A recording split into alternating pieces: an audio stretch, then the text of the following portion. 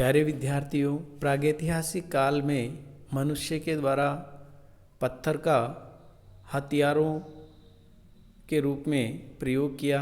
इस कारण उसको पाषाण काल के नाम से भी जाना जाता है।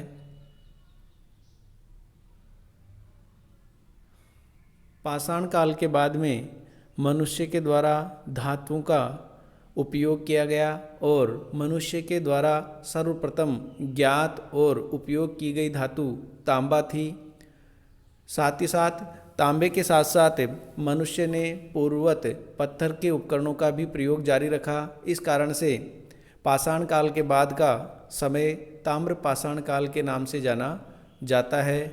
परंतु चूँकि तांबा एक नम्र धातु थी और उसके उपकरण ज़्यादा कठोर नहीं होते थे और ज़्यादा उपयोगी भी नहीं थे, इस कारण से धीरे धीरे मानव के द्वारा तांबे के अंदर अन्य धातु मिलाकर कांसा बनाना सीखा, जो कि तांबे की अपेक्षाकृत अधिक कठोर और स्थायी धातु थी। और इस प्रकार ताम्रपाषाण काल के बाद में कांस्य युग का आविर्भाव हुआ और कांस्य युग में भारत के अंदर एक सभ्यता और संस्कृति के अवशेष देखे गए, जिसको हड़प्पा सभ्यता के नाम से जाना जाता है। आज हम हड़प्पा सभ्यता के बारे में चर्चा करेंगे। ध्यान रहे, हड़प्पा सभ्यता कांस्य युगीन सभ्यता थी। हड़प्पा सभ्यता को अन्य नामों से भी जाना जाता है। सर्वप्रथम सिंधु सभ्यता, जो कि प्रारंभ में इस सभ्यता के अवशेष सिंधु नदी के किनारे खोजे गए थे, इस कारण से इसको सिंधु सभ्यता का नाम दिया गया। परंतु बाद में देखा गया कि धीरे धीरे सिंधु सभ्यता अर्थात सिंधु नदी और उसके सहायक नदियों के किनारे भी इसी प्रकार की सभ्यता और संस्कृति के अवशेष पाए गए। इस कारण से इसको सिंधु घाटी सभ्यता के नाम से जाना जाने लगा।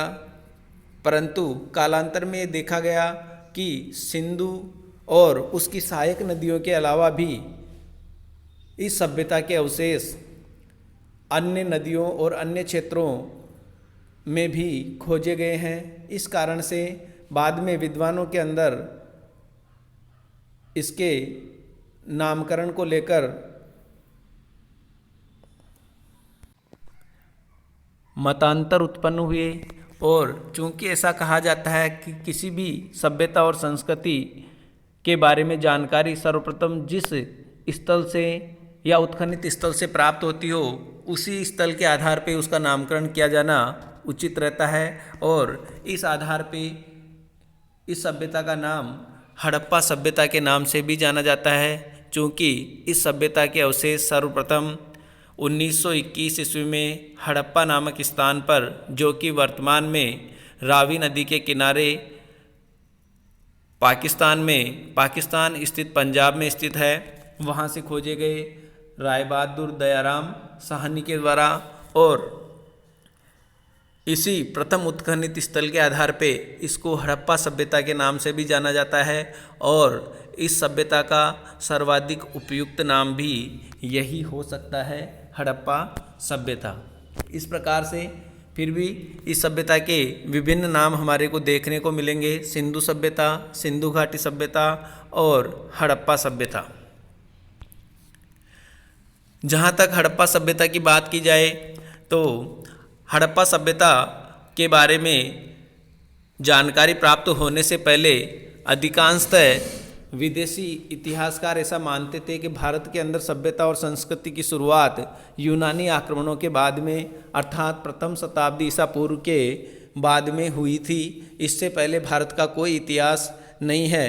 परंतु हड़प्पा सभ्यता के केंद्रों के प्रकाश में आने के बाद उनका ये मत झूठा साबित हुआ और भारत के अंदर इन सभ्यता स्थलों के प्रकाश में आने से ये बात निश्चित हो गई कि आज से लगभग 5000 साल पहले भी भारत के अंदर एक सभ्यता और संस्कृति के रूप में जीवन हिलोरे ले रहा था।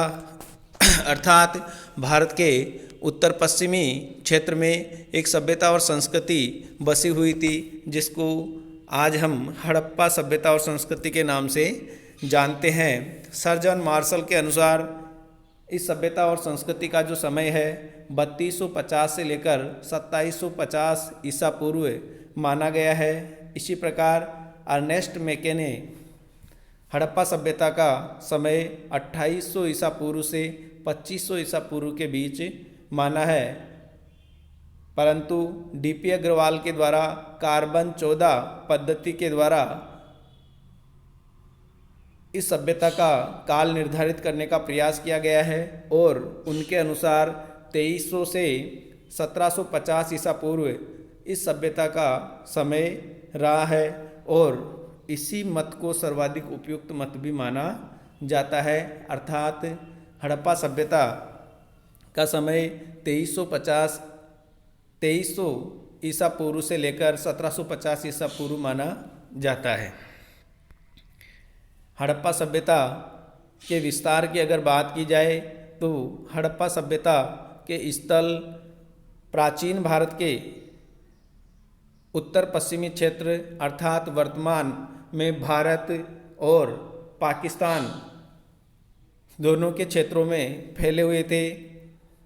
इस सभ्यता का प्रथम उत्खनन स्थल हड़प्पा जो कि वर्तमान में पाक स्थित पंजाब में स्थित है। इसी प्रकार दूसरा महत्वपूर्ण उत्खनित क्षेत्र मोहनजोदड़ो जिसकी खुदाई राकलदास बनर्जी के द्वारा 1922 ईस्वी में की गई थी, पाक स्थित सिंध में स्थित है, सिंधु नदी के किनारे।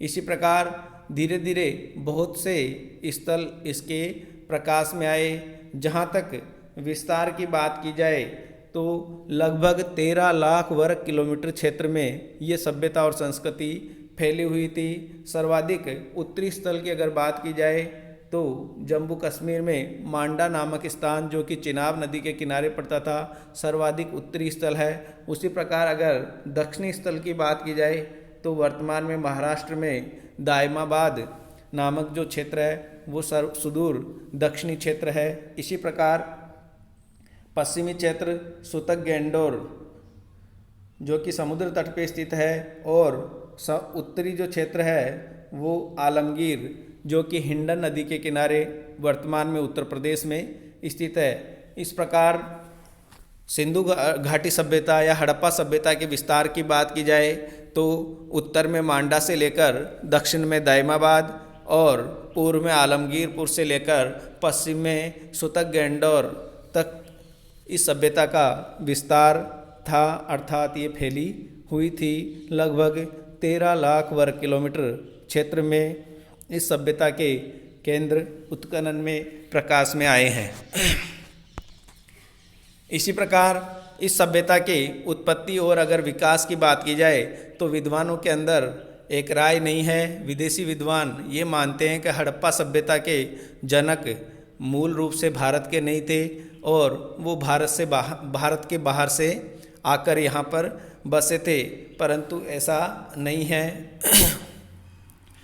विभिन्न खोजों और उत्खननों के परिणाम स्वरूप इस चीज़ को साबित किया गया है कि जिन सब स्थलों और केंद्रों पर हड़प्पा सभ्यता के अवशेष पाए गए हैं उनमें नीचे खुदाई करने पर हड़प्पा सभ्यता से पूर्व की बस्तियों के अवशेष जो कि ताम्रपाषाणकालीन बस्तियां थी उनके अवशेष यहाँ पर पाए गए हैं और उन अवशेषों के आधार पे उन बस्तियों को ग्रामीण संस्कृति और सभ्यता के केंद्र स्थल कहा जा सकता है, जिसमें बलूचिस्तान में मेहरगढ़, किली गुल मोहम्मद, दम्ब सादात, राना गुंडई, कुल्ली, नाल, बालाकोट आदि स्थान।